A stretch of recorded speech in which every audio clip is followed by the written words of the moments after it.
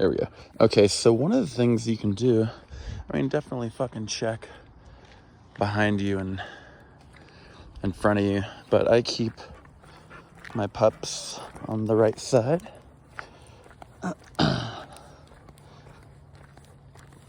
And you can put a retractable leaf. Leave it. Let's go. Leave it. Come on. He's wanting to pee there. But I keep them on the right side usually. Gus, stay near me. Come. And if you need them to get more to a heel, he knows as soon as I stop that he should stop. Stay with me. Good boy. And pet them.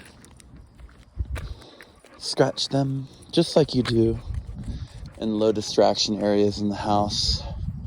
Wherever they go to relax. Wherever they plop their butt down. Could be their kennel, but it could be just a spot where... Leave it. Something spilled in the road, probably. But yeah, this is a nice little feature. I'm recording. I'm also, it's also a light as I'm recording so that we can have a light just in case I can't get inside my pocket to get this leash. But, if you can't walk your dog and stop them with your pinky, you don't have control. And this martingale collar is nice, right? Same thing, right? But it should be hiked up here. This one's a little bit too big for him. But as you see, it's right around his jaw. Right around his jaw. Yeah. But if I can't fucking walk a dog and allow them to honor a command or wait. Yes. Wait. I shouldn't have to lose my hand or my finger.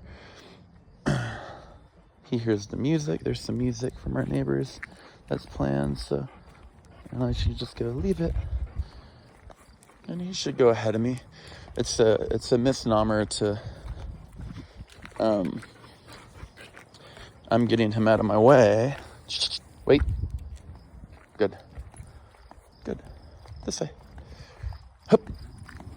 Oh, it smells good. But a dog doesn't have to be behind you. That's bullshit. As long as they're not pulling on the leash, as long as they have a dip in it. If I dip this, I'm barely holding on to this, but there should always be a little dip, little swoop, a little J-hook, as I call it. But he's interested right now. If you're taking your dog for a walk, let them have their fucking walk. Let them have their smells, and if they're not doing any harm, keep them out of people's manicured yards and stuff. But this, this sidewalk area, he's just trying to, find scent in his environment. So allow them that on the walk. If you go on a walk to decompress, let them decompress through scent. Don't make it so rule bound, especially if there's nobody out like this, right? There's puppies over here. There's cool little weeper holes, little subway. Good potty. You see his eyes. But, there's a lot of information and there's a lot of sustenance that, and derivation, shit that they get out of the walk just by, fucking around and finding out and smelling all the smells and shitting in diverse places like this. Oh man, that is so runny. Yeah, I cannot pick that up.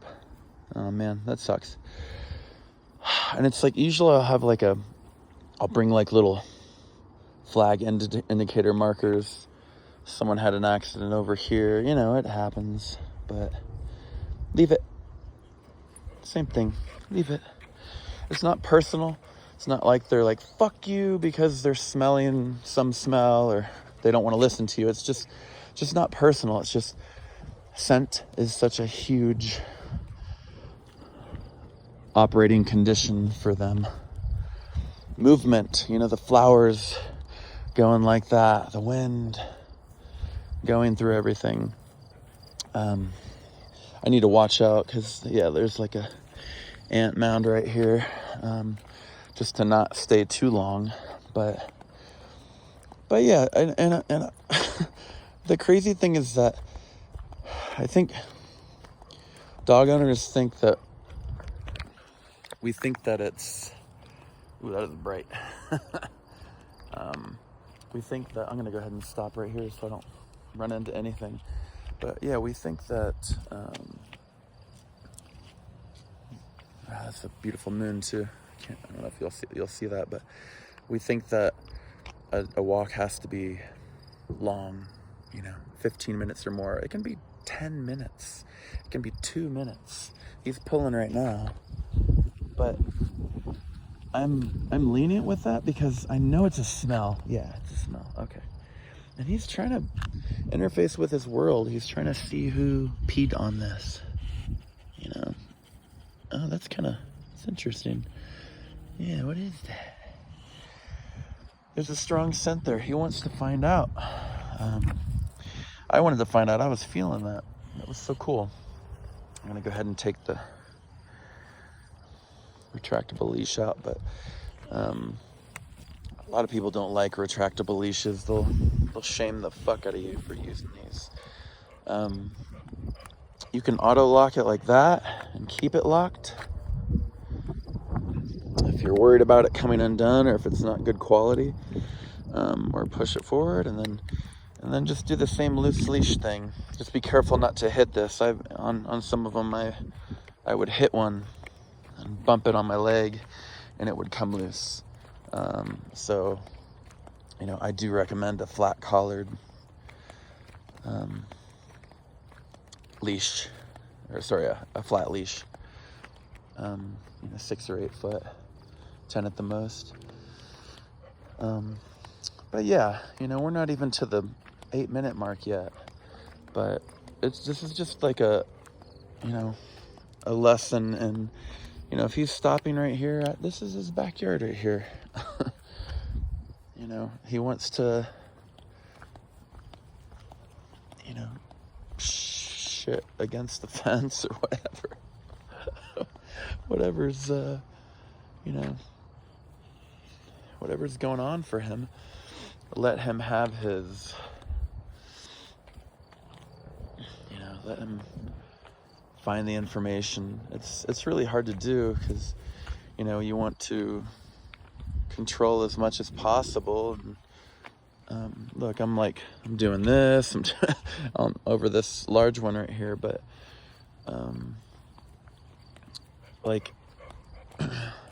we have to bend for our pets a little bit, give them a little bit of leeway.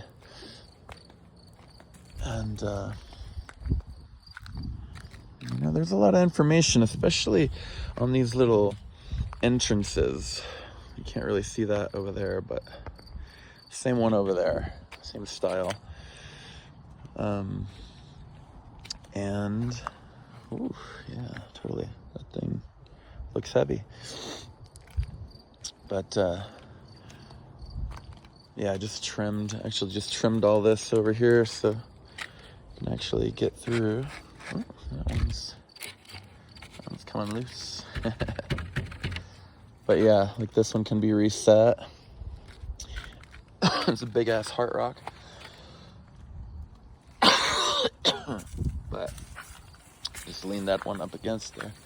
But yeah, this is the road of dogs that he wants to let know what his scent is like, his urine. Oh, and actually I guess they blew out of the way. Hold on, Gussie, stay here.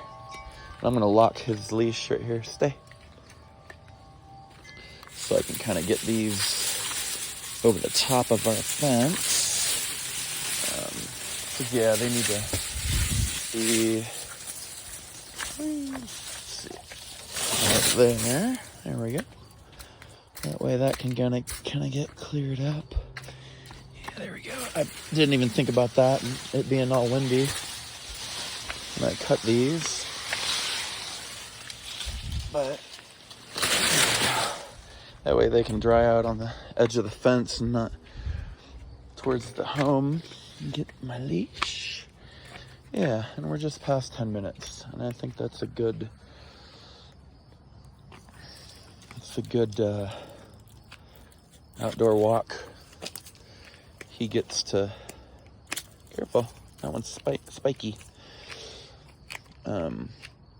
He gets to get a little outdoor time alone. Single puppy outing. And, you know, he's listening and watching and someone laughing down there. So this is a good moment to practice presence with your pup. It doesn't take much, like I said, about 5 or 10 minutes. Go around the block. I'm Troy for Badass Pupper Mothers, and you know, try to have the motherly approach instead of the fatherly. You know, you can be... Sternness is not sexualized. It's just a trait. And you can master this and you can master anything. And if you need any help, if you need any questions answered, if you just want to shoot the shit, if you're sad, if your puppy saved your life, let them, you know, encourage them to communicate with you and to... Right now I'm pulling just a little bit, popping the leash, because I want him to know, oh, okay, that's far enough. And he's right at the edge of our driveway, so he's smelling this uncut taller grass that obviously dogs have been peeing on. But yeah, I wish you and your pup well, you little pupper. And take care.